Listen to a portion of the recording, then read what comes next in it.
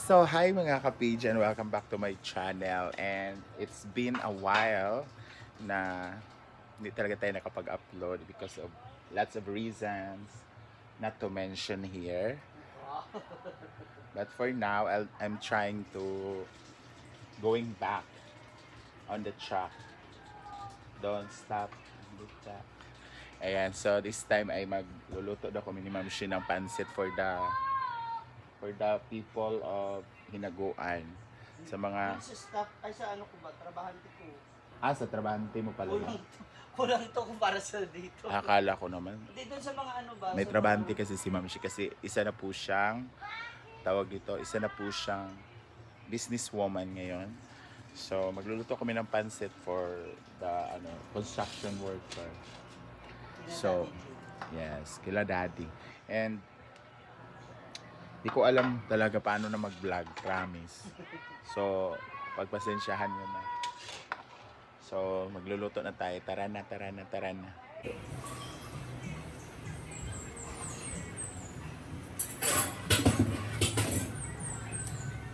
Hi mga moms! Hello sa inyong lahat. Good morning! Ayan, so for today's ganap, kasama ko si Gwen Comang, the one and only. So, magluluto tayo ng pansit. Ayan, para sa aking mga panday dun sa store. So, tawagin natin itong cooking with Gwen. Cooking with Gwen. Pero syempre, dapat ang pinaka-importante sa lahat. Cooking ni Penguin. Cooking ni Penguin, yan. Kailangan, buksan muna natin yung kalan at painitin natin. So, habang nagluluto tayo ng specialty, ay hindi, actually hindi naman special dito. Version ni Gwen sa pansit, eh, magchichikahan din tayo kasama siya. So, marami tayong pag-uusapan doon sa kanya kasi matagal-tagal din siyang hindi nagparamdam, hindi nagpakita, alam mo na, di ba? Yan. Matagal ka na rin nagluluto.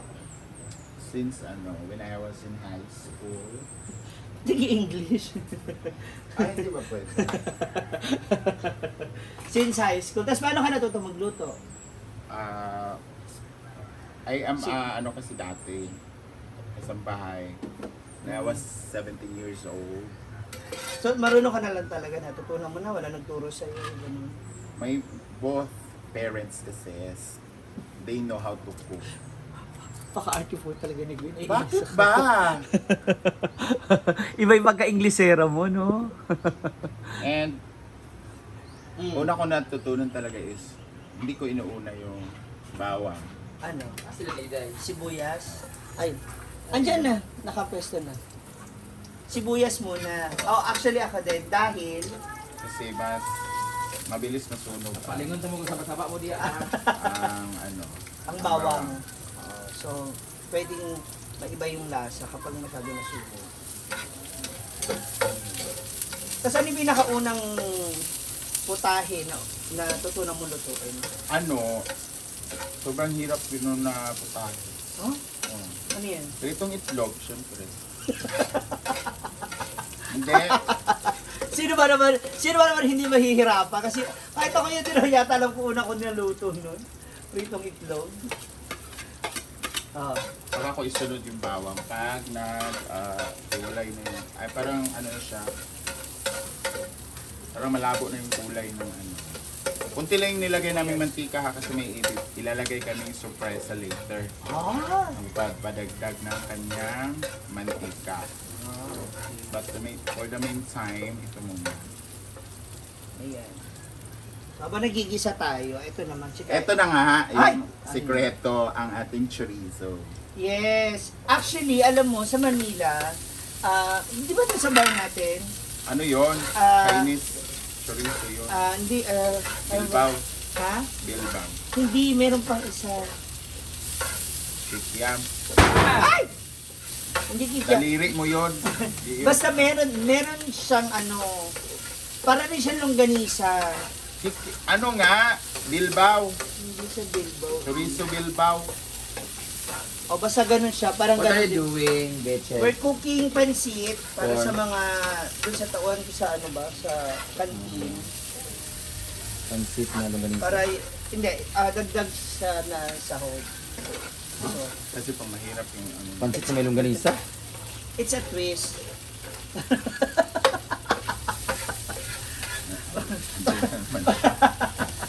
Andiyan na naman po yung commentator natin. Pansit di kume. Ay, oo nga no. Yun na lang yung title ng vlog. Pansit di kumi. Galing talaga nito. Galing, friend. Pansit may pangit. Ayan, wala to. Asa na tayo? Ano ba yan? Basta yun, meron siyang iniisip ko kung ano yun eh. Parang medyo dry siya, na ganyan. Oo nga, ito yan na nga yun. Chay.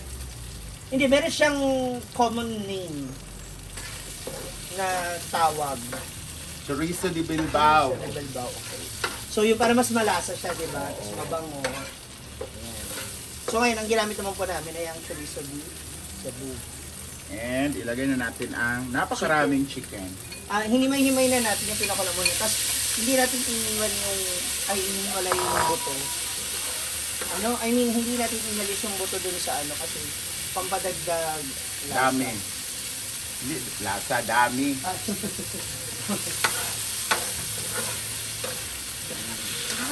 Kasi after this po, mga ma'am, biyahe na si Gwen going to Manila. One day lang siya dito sa farm, so wala na kami masyado nag-extra time to bond. Ba't ka nga ba kasi babalik pa ulit ng Manila? Ano gagawin ko? Ha? Ano bang gagawin ko dapat? O, pwede ka naman magtayo dun sa sa pwesto, sa tindahan ko ng Na? ikaw mag-handle ng kasa sa gabi. Diba? Sabi ko na nga sa inyo eh. Front lang yung kainan. Front lang yung kainan, school supplies. Burikatan talaga siya. Where's the black pepper? Babalik ka na. Paano yan? Kailan ang mo? Kailan ang balik? Depende. Baka nakalis, kailan ang balik? Oo. Sama naman ang ugali. Yun lang. Black pepper at saka yung Magic sarap. magic sarap at saka seasoning. So ayan na yung napakaraming black pepper. Powder yung ginamit para mas sarap. Ay! Manood.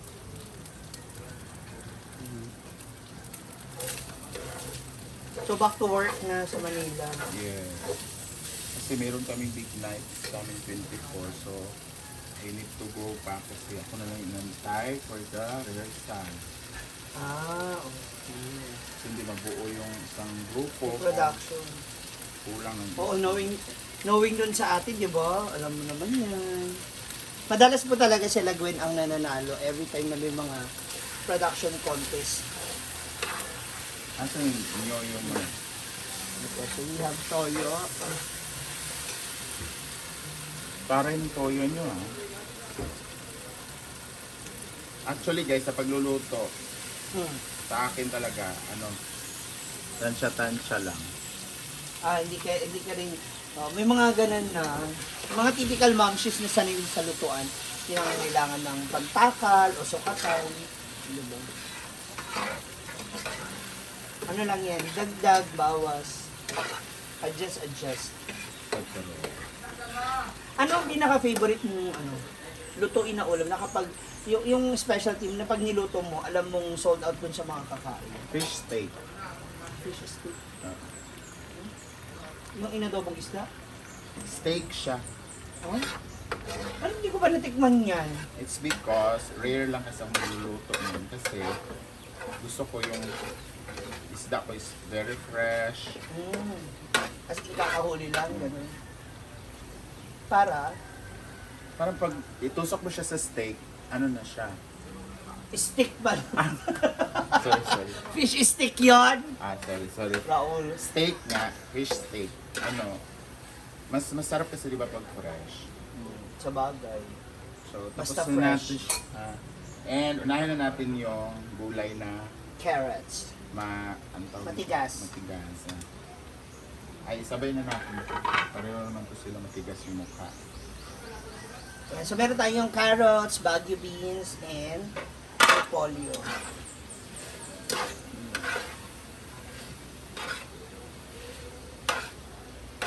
pagluluto din, dapat may puso ka. May puso. Para? Lalagyan mo ng puso ng Hindi, may puso yung pagluluto mo. Kasi luto ka lang ng luto, tapos labag naman sa kalooban mo. Totoo ba yun? Yes! Kasi Na kung ano daw yung mood nung nagluluto. it nakaka-affect reflects to your cooking. sa food. Dapat with siya. With heart. Asa man takip nito? Ayan, so tatakpan na natin. Hindi natin siya muna lagyan ng water. It's because magwa-water tong mga gulay. Ano ba yung takpan? Lalo na yung repolyo.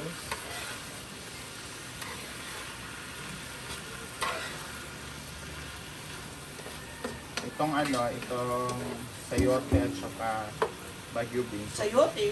Ay, sayote. Baguio beans at saka carrots. Mga lang to, 2 minutes.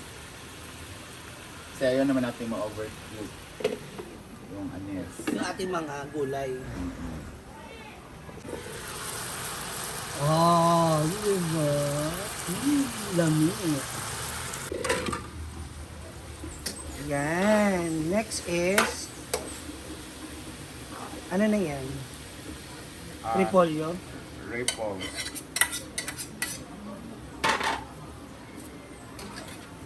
Wow.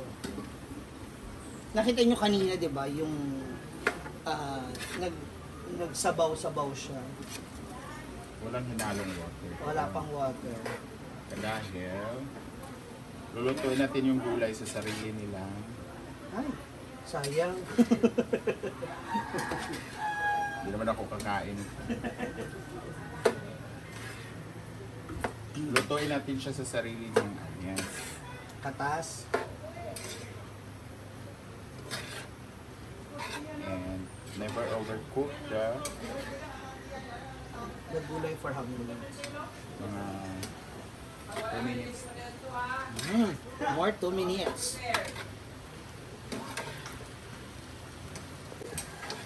Yan.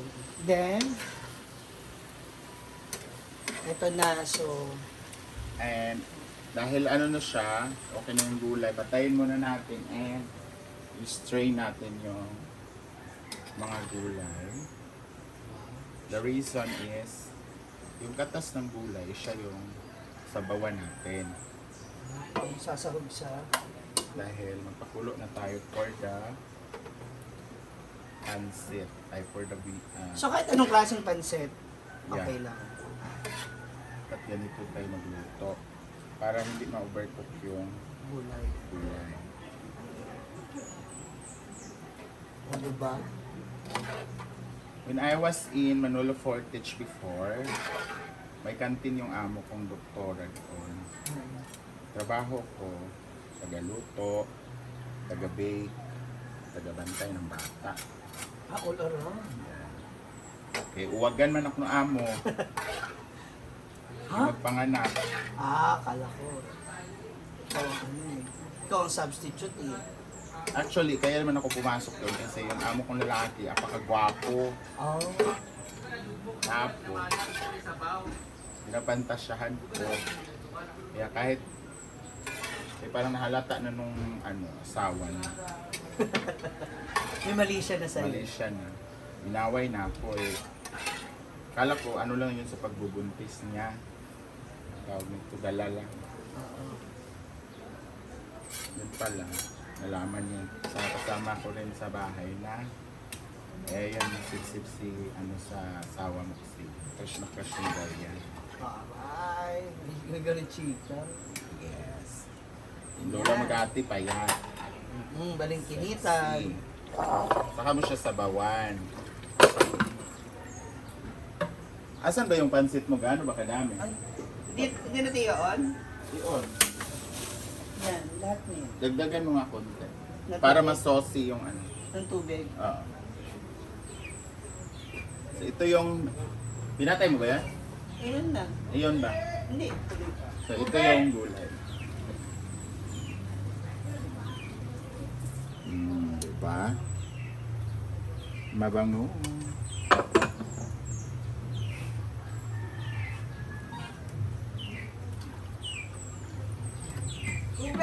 So depende kung gaano karami yung yung kilo ng mo Wala kang nor. lulutuin, tapos tsaka siya ilulubog. Wala kang nor.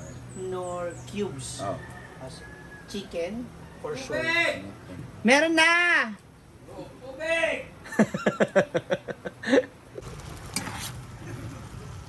I-mix pa natin ng i-mix. Haluin lang natin ng haluin. Para maiwasan din natin na Kabuhol-buhol. tsaka lumabsak. Ayan. And gusto nating mas saucy yung ano. So, hindi na natin. Isawag na natin yung Sabay natin yung mga sahog. sahog na mali. Sarap. Tsaka iba pa rin talaga Sarap. pag maraming sandok pa. Ayan. Ay! Ay. Mix well. Para evenly yun. Kevin! Evelyn? Tapos after that, pwede muna nating patayin yung apoy. Tapos maluto pa siya ng gusto dun sa init na natitira ng sabaw. Diba? Okay. Sana magustuhan ng ating mga ng ating mga Naba kayo boys. mga platito doon. Yes. Anong platito mo? Styro.